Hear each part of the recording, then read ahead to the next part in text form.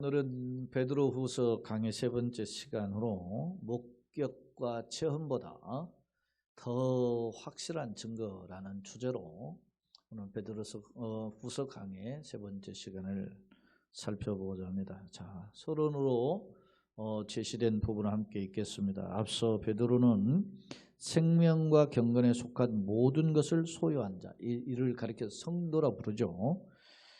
성도는 나그네 인생 중에 힘써 추구해야 할 덕목들이 있다. 그것을 8가지로 제시한 바가 있었어요.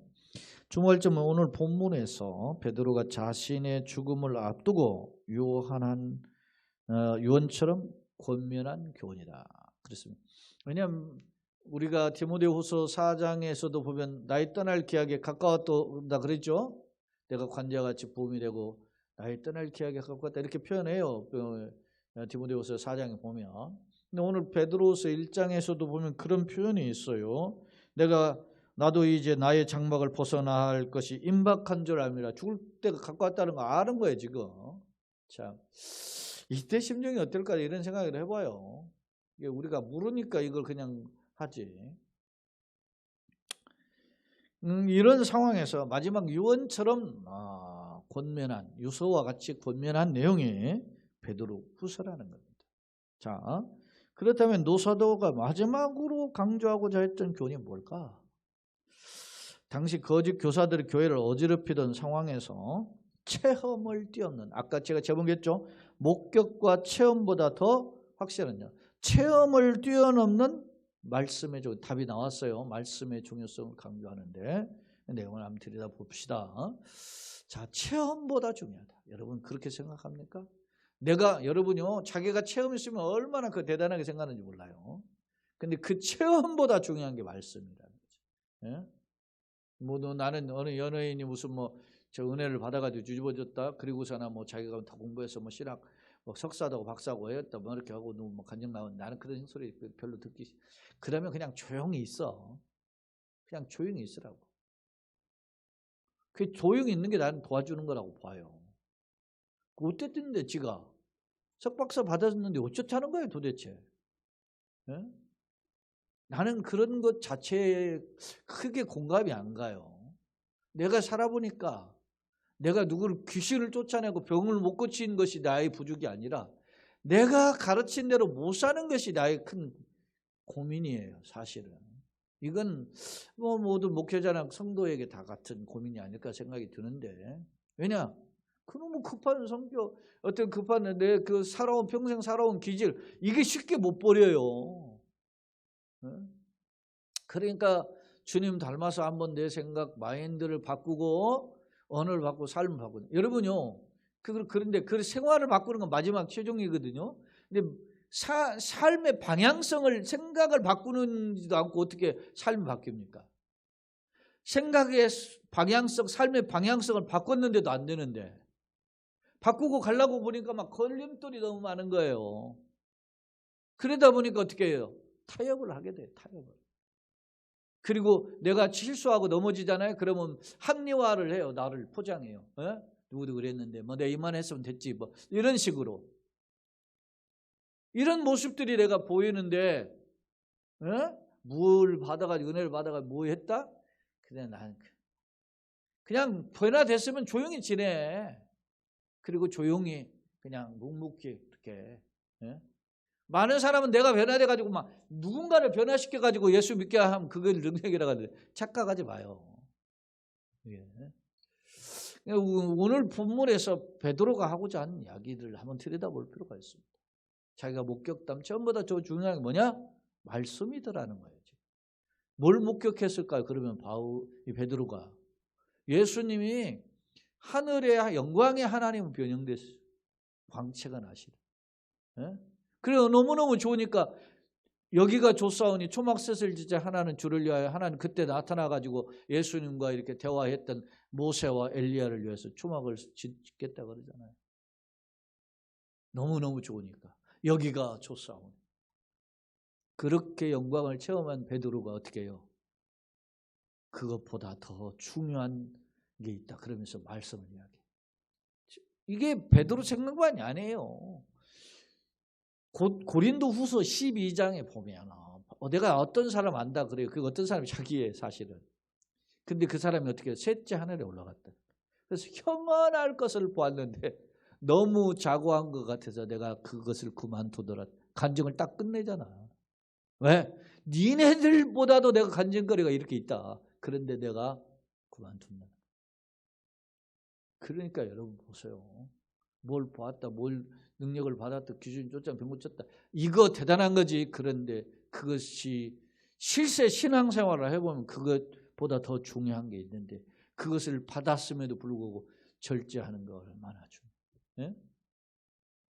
자, 다시 본문으로 돌아와요. 자, 그러면 성경을 한번 살펴봅시다. 오늘은 조금 다른 구절보다는 좀 길죠. 10절인데 크게 두 각도로 살펴볼 수 있어요. 자, 그러므로 너희가 이것을 알고 이미 진리에 서 있으나, 이것을 안다라는 말은 믿음의 지식을 지식의 덕을 뭐 이렇게 절제를 경건을 형제 우애를 사랑을 더하라 이렇게 이야기했잖아요. 이거를 알고 이 진리 가운데 지금 뭐요? 서 있다라는 겁니다. 누가?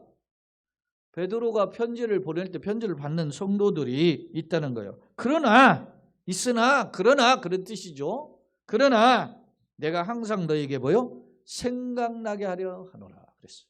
왜 편지를 써면 그런 가운데 진리 가운데 서 있는데 왜 편지를 써요? 노파심에서 그런 말이에요. 한마디로 노사도가 잔소리가 늘은 거지요. 그게 무슨 말이에요? 잔소리가 늘은 거예요 지금?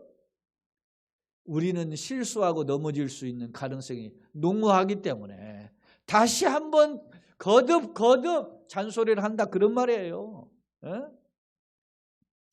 너희가 이미 이것을 알고 이미 진리 가운데 있지만은 내가 항상 너에게 어떻게 해요? 생각나게 이 진리 가운데 서서 살아가게 하기 위해서 편지를 썼다라는 겁니다. 자, 13절 내가 이 장막에 있을 동안에 너희를 일깨워 생각나게 함이 옳은 줄로 여기네. 내가 이 장막에 있지. 지금 내가 장막은 육신을 이야기하는 거예요. 이 장막이라는 표현이 베드로만 쓴 게 아니에요. 바울도 이야기했어요. 예? 바울도 여러분 고린도후서 5장에 보면 4장 5장 보면 이야기하거든요. 장막이라는 표현. 그 장막이 뭐냐면 자기 육체. 그러니까 이 육체 가운데 삶을 사는 동안에 너희를 일깨워 생각나게 하려 한다. 그런 겁니다. 진리 가운데서 그런 겁니다. 예? 하나님의 선하심을 맛보할지어다. 누구한테 이야기했어요? 다윗이 지금 이스라엘 백성들을. 그 사람들이 누구예요? 선민이에요. 택한 백성이에요. 할례를 받은 사람들이에요. 근데도 왜냐? 그냥 여러분 바닷가를 가보지만 해수욕장 가보지만 거기 가서 발목만 담근 사람하고 들어가서 그 수영을 해본 사람은 다른 거예요. 예? 어떤 사람은 뭐 예를 들어 구명조끼 입고 뭐 바나나 보트도 타보고 다르잖아요. 체험이. 하나님의 선하심을 맛보아할 수 있다는 거. 그 귀한 거죠. 자, 내가 장막에 있을 동안에 너희를 일깨워 생각나게 하는이 오는 줄 여기노니 이는 우리 주 예수께서 내게 지시하신 것 같이. 이건 요한복음 21장에 하는 말씀이에요. 예수님이 나한테 지시했다는 거예요. 베드로에게. 뭐라고 지시했어요? 여러분이 오늘 제가 이게 여러분이 자료에는 제공이 안 됐지만 성경을 한번 보세요. 요한복음 21장을 한번 봅시다. 그는 예수님께서 부활하시고 나 물고기 잡으러 가노라 기억하시죠? 갈릴리 물고기 잡으러 갔는데 그 예수님께서 얘들아 고기 잡았니? 그러니까 못 잡아왔어요. 그럼 배 오른편에 그물을 던지라 그랬더니 잡으니까 몇 마리 잡았죠? 153마리 잡았죠? 153마리를 잡았고 그럴 때 요한이 예수님이다 그러니까 막 그 베드로가 물에 뛰어내리잖아요. 그리고서 나서 예수님이 이제 잡아온 그들한테 제자들한테 조밥 먹을 때 물고기를 떼서 주죠. 그때 예수님 물어요. 바요나 시몬아 내가 나를 사랑하느냐. 묻죠. 주님 내가 주님을 사랑하는 주께서 하시나이다. 내 양을 어린 양을 먹이라 하죠. 이 말씀 3번 하신단 말입니다. 자 세 번 하고 자 17절 요한복음 21장 17절 세 번째 요한 아들 시몬아 네가 나를 사랑하냐 하시니 주께서 세 번째는 네가 나를 사랑하느냐 하심으로 베레스도로 근심하여 이르되 주님 모든 것을 아시오매 내가 주님을 사랑하는 줄 주께서 아시나이다. 예수께서 이르시되 내 양을 먹이라 그랬어요. 그러면서 18절 내가 진실로 진실로 네게 이르노니 네가 젊어서는 스스로 띠뛰고 원하는 곳으로 다녔거니와 네 마음대로 살았다는 말입니다. 그렇거니와 늙어서는 네 팔을 벌리리니 남이 네게 띠띠우고 원하지 아니하는 거죠. 네 띠를 띄운다는 건 허리춤을 붙잡고 끌고 간다는 거예요. 원하지 않는 것을 데려가리라. 그러니까 베드로의 의도와 상관없는 죽음을 죽게 될 것임을 이야기해요. 이거 자 보세요. 이 말씀하시면 19절 해석을 했죠. 사도 요한이 해석한 거예요. 베드로가 어떠한 죽음으로 하나님께 영광 돌릴 것을 가리키심이라.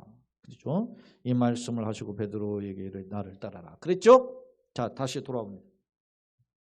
베드로후서 1장 14절 이는 우리 주 예수 그리스도께서 내게 뭐한 같이? 지시한 것. 지시했다는 거예요. 그게.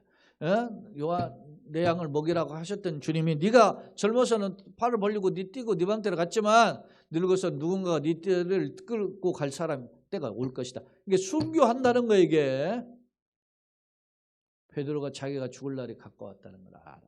지금 예수님의 말씀처럼 베드로가 그때 어땠을까? 나는 그런 생각을 해봐요. 어땠을까? 내가 목전에 예전에 제가 그러니까 치질 수술을 한 5년 전에 했는데 그때 막 화장실만 가면 막 피가 쫙 이게 뭐 이게 치질 때문에 그런가 그런 생각을 드는데 하지만 그것도 아니겠죠. 그런데 순간 이거 치질 아니면 뭐지? 이런 생각이 들어요. 그러니까 머리가 쭈삣쭈삣 써요. 죽는 날이 오는구나. 이런 생각을 하게 되죠. 근데 여러분 보세요. 베드로는 예수님이 네가 젊어서는 띠띠고 간다. 늙어서는 네 띠를 끌고 갈 때 사람이 온다는 거예요. 이것은 베드로가 어떤 죽음, 다시 말하면 순교한다는 거죠. 타인에 의해서. 그거를 베드로가 이 노정이 되는 날까지 기억하고 있었던 겁니다. 그래. 나는 소위 말하면 순교의 길을 걷더라도 주님 기뻐하시는 길을 걸어야 되겠다. 바울이 평생 그런 고민을 했다는 거 보아요. 바울이 베드로가 외칠 때 3,000명 외치면 회개가 돌아왔다. 이런 것이 대단한 게 아니에요. 나는 이런 게 대단한 거라는 거죠. 네?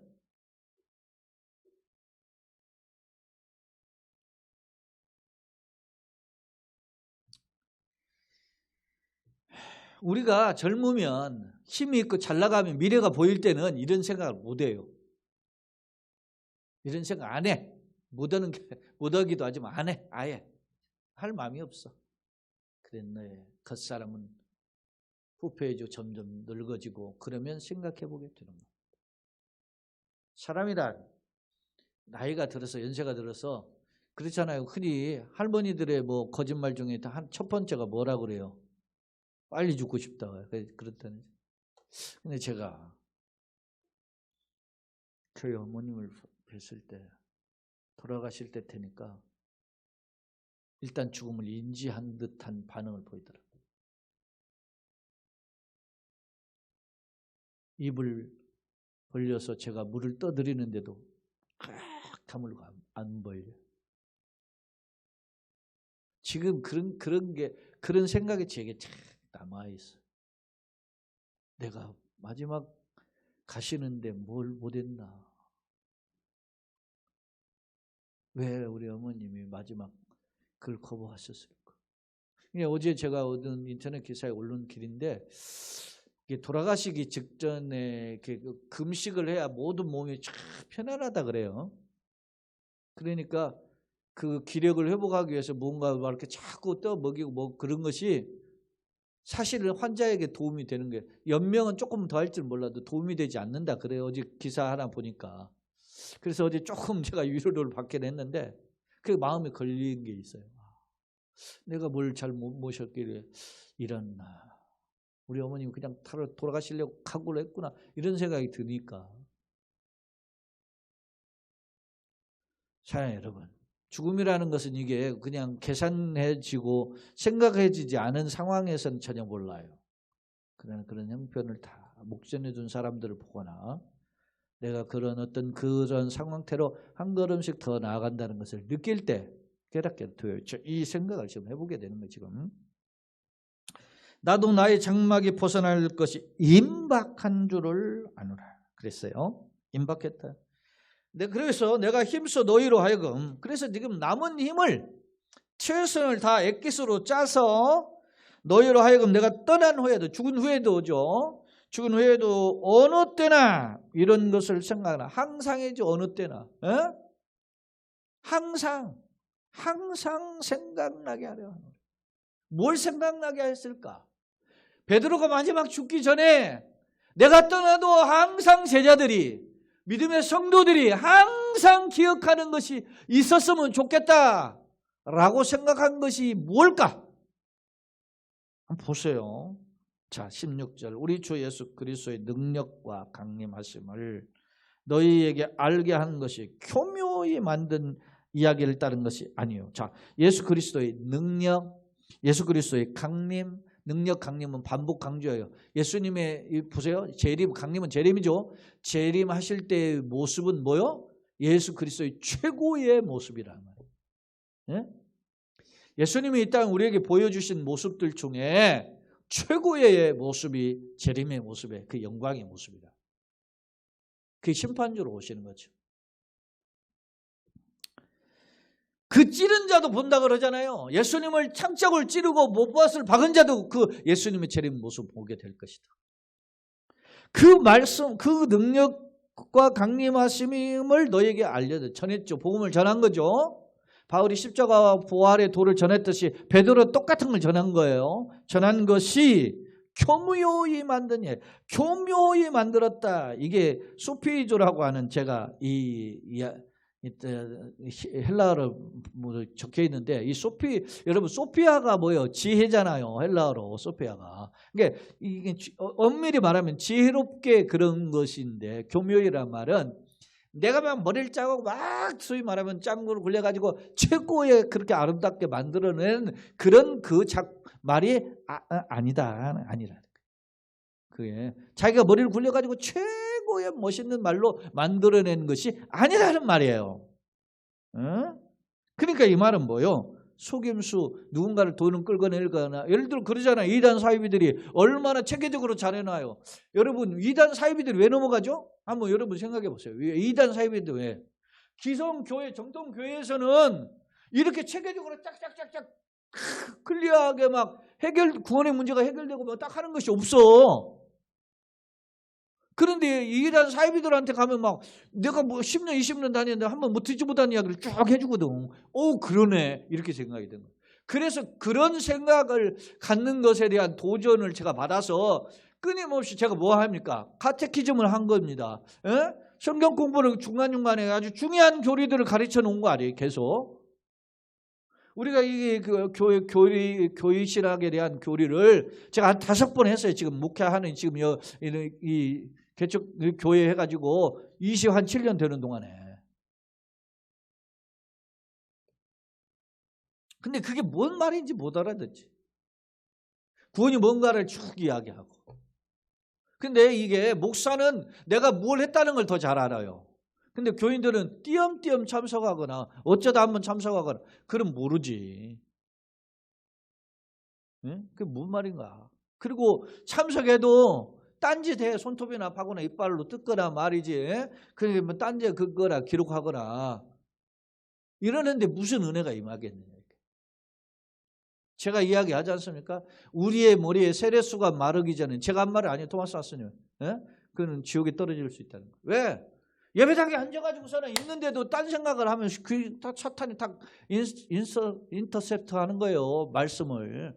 마치 길가에 떨어진 씨앗 못 듣게 하잖아요. 그런 것처럼. 그러니까 교묘하게 만든 말이 아니다. 그러면서 뭐라고 하냐? 우리는 나를 비롯해서 복수죠. 우리는 그의 크신 예수님의 크신 위엄을 친히 본 자라 목격했단 말이죠. 예? 목격했다. 자, 언제 목격했냐?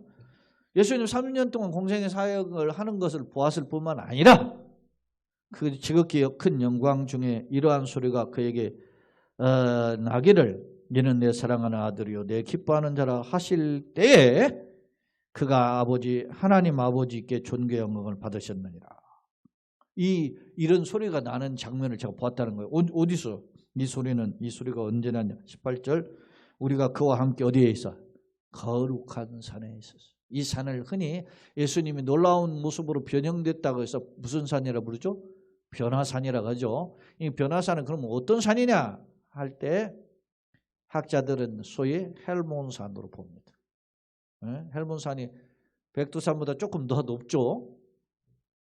헬몬산 중턱에는 항상 구름이 있고 그 가운데 비가 내리고 그래서 거기에 헬몬산에서 물이 줄줄줄 흘러서 어디로 올라오는 거예요? 갈릴리 북쪽의 바다인 요단강을 타고 갈릴리 호수로 흘러들어. 그래서 갈릴리 호수가 풍요로워.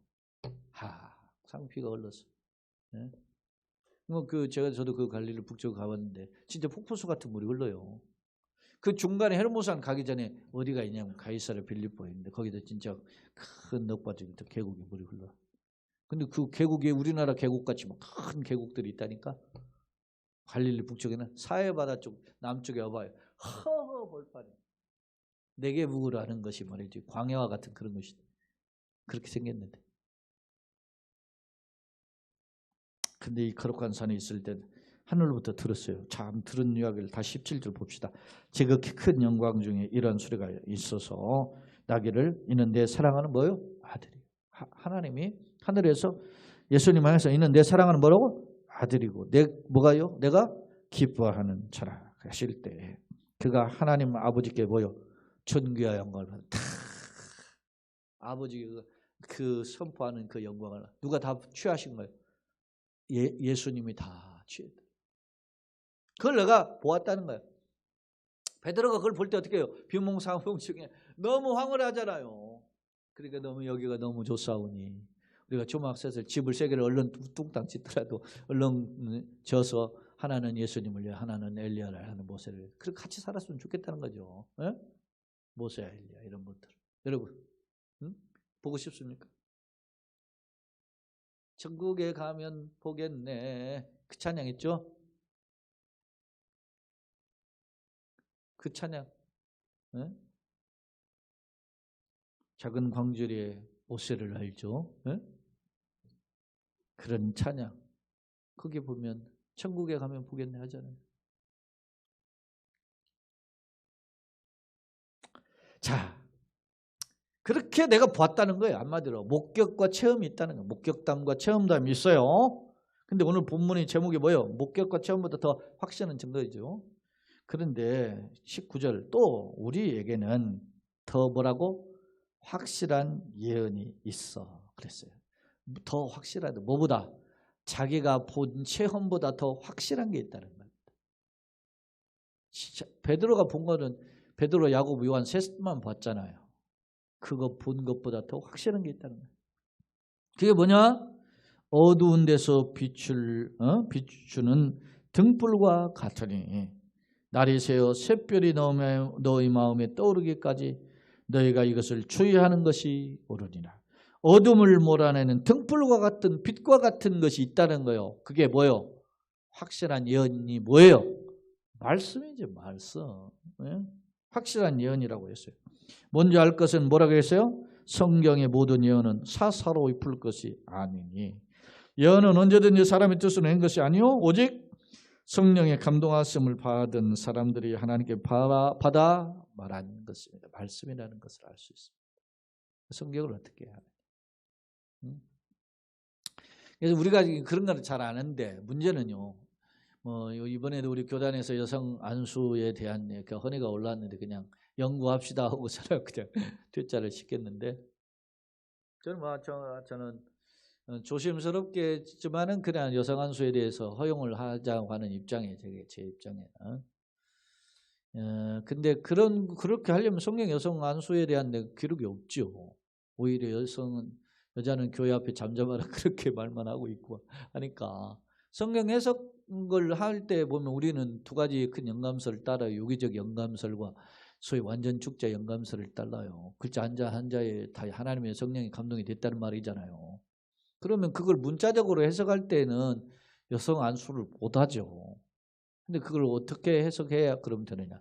성경 해석학적 입장에서 보면 그 당시 그 주신 명령들이 바울을 통해서 주신 명령이나 이런 명령들이 시대적인 상황 속에 주어졌다는 거죠. 소위 말하면 소위 직진 내변이라고 해서 삶의 정황 속에서 이 멘트가 주어졌기 때문에 그것을 오늘날 시대가 다른 시대를 그대로 적용하는 것은 무리가 있다라고 하는 건 성경 해석학자들의 입장이거든요.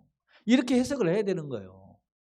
그러면 앞서 말하면 예를 들어 글자 한자까지 연감이 되어 있다. 유기적으로 그것이 성령의 감동으로도 있다. 이런 것에 뭐요? 훼손되지 않으면서 정통적인 성경에 대한 해석관이 벗어나지 않으면서 동시에 이것을 해석하는 그 방법이 있잖아요. 근데 그런 것이 누가 해야 되느냐? 첫째 신학자 목회자들이 해야 되는 거고 교인들이 그런 것을 알고 해석을 성경을 할 수 있습니까? 그러니까 성경에 소위 창념하는 부분이 필요한 거죠. 성경을 말씀을 배우고 어떻게 해석해야 되고 어떻게 우리가 접근해야 되는 걸 알아야 되는 거 아닙니까? 자, 베드로가 뭐라고 했어요? 자기 본 봤다 이거예요. 여러분요, 유대 사회에서는 그 로마가 지금 정복하고 있었던 고대 근동에서 보면은 두세 사람이 증인이 있으면 그게 진짜예요. 법적 증인으로 채택이 된단 말이에요. 근데 그걸 본 사람이 지금 야고보는 죽었지. 그러나 지금 누가 살아있어? 베드로와 요한이 살아있지. 자, 봤어. 예수님이 누구라는 거. 하늘에서 음성도 들었고.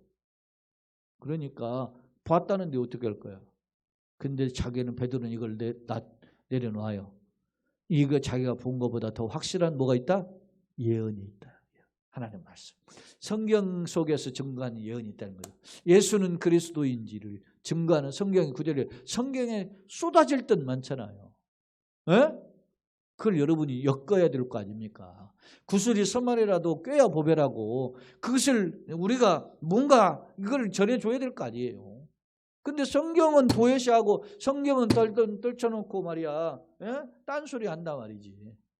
그래서 제가 누누이 이야기하는 거 제가 부흥회 이런 거 싫어한다 그러잖아요. 왜?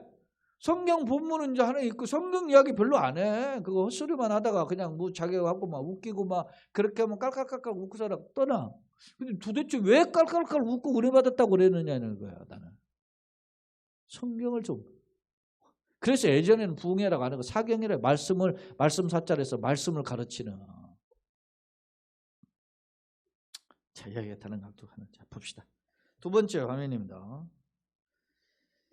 자, 오늘 12절로 21절을 한번 정리해 볼게요. 죽음 앞두고 성도들이 진리 위에 서기를 원하는 마음으로 편지를 기록했는데 이미 진리 가운데 서 있어요. 그러나 베드로는 이런 수신자들이 거짓 교사들의 미혹에 흔들리지 않은 것을 확신했지만 그럼에도 항상 진리 가운데 서 있기를 위해서 편지를 썼다는 거예요. 자, 그래서 죽기 전에 쓴 거죠. 그러면 부활과 재림은 거짓이 아니라는 거예요. 예수 그리스도의 영광과 강림이라고 표현했으니까 그 베드로는 예수의 변화산 사건을 친히 목격했죠. 영광과 광채가 확 변형돼서. 우리 성화들 보면은 예수님의 이렇게 얼굴에 목에 막 이렇게 동그랗게 막 비추는 그림들이 있잖아요. 그게 변화산 사건을 이야기하는 거 아닙니까? 그런 예수님을 자기가 목격했어요. 목격한 것이 교모이 만든 이야기 아니야. 너희들한테 말이지 내가 뺏어 먹으려고 하는 그런 말이 아니라는 거예요. 친히 보았어요.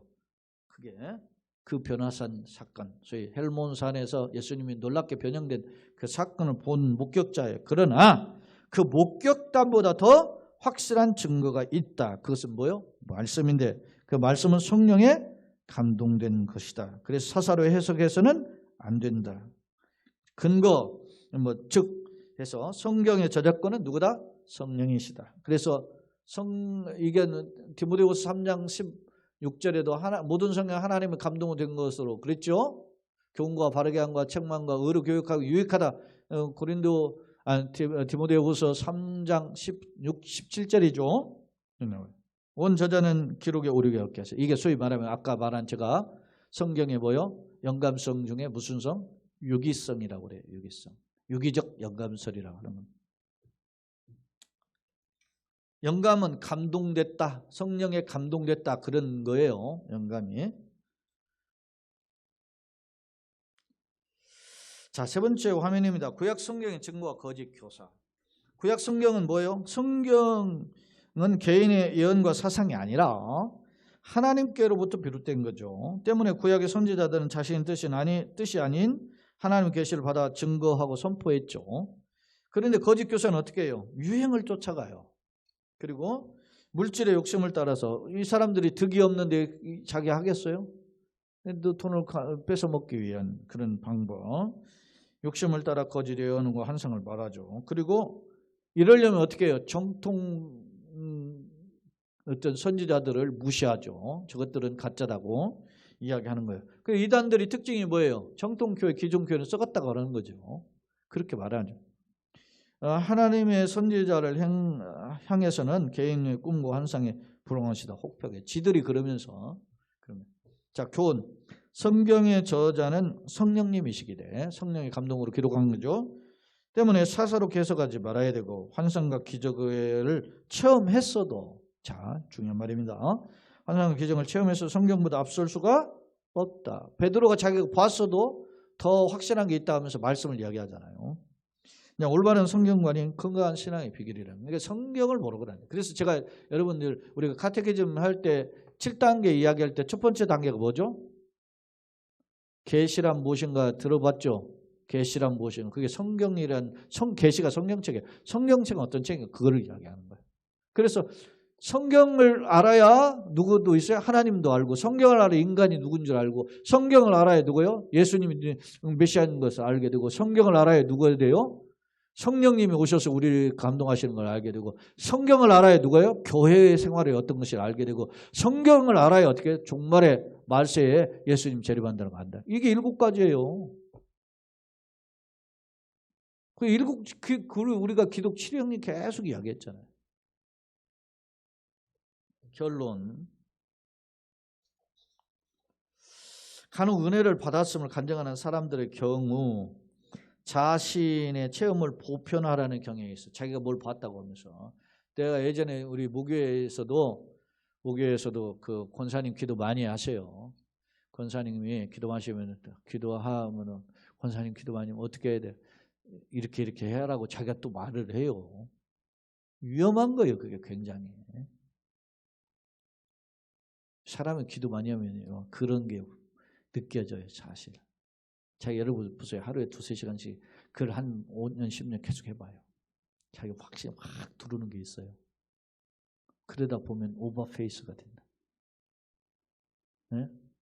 여러분 내가 예를 들어서 한 작정기도 한 100일을 한다. 철야를 해서 하루에 뭐 저녁에 밤새워서 기도해 보세요. 아니면 금식을 한 해보세요.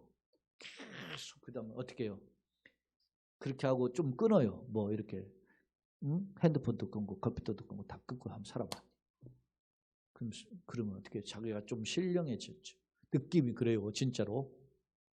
그러다 보면 자기가 좀 자기 말에 권위가 들어가는 것처럼 보이네. 이게. 이게 중요한 일인데. 그럴 때일수록 어떻게 돼요? 더 뭘로? 성경으로 검증을 해야 되는 거예요. 자신의 모습 상태를.